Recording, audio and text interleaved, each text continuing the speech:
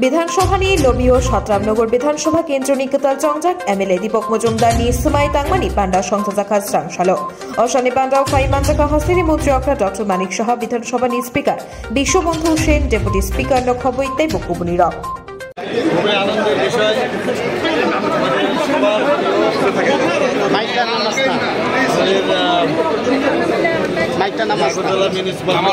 মাননীয় মেয়র রামনগর বিধানসভা থেকে উনি বিপুল ভোটে জয়যুক্ত হয়ে আমাদের ত্রিপুরা অ্যাসেম্বলির মেম্বার হয়ে আজকে এখানে এসেছেন এবং শপথ নিয়েছেন।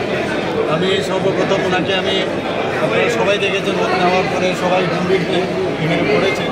ওনাকে আমি স্বাগত জানাচ্ছি, ওনাকে শুভেচ্ছা জানাচ্ছি এবং আগামী দিন এই অ্যাসেম্বলির আরও বেশি করে তার সমৃদ্ধি হবে ওনার সহায়তায় আমি নিশ্চিত এবং ওনাকে আবার ওয়েলকাম মন্ত্রিসভার সম্প্রচার করার কোনো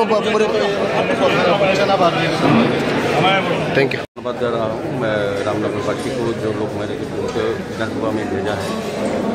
बाद में बोलूँ कि हमारा मेन काम है हमारा डेवलपमेंट हमारा स्टेट गवर्नमेंट काम कर रहे हैं हमारा अगरतला मिनिस्टर कॉर्पोरेशन काम कर रहे हैं एक काम में जारी रहेंगे।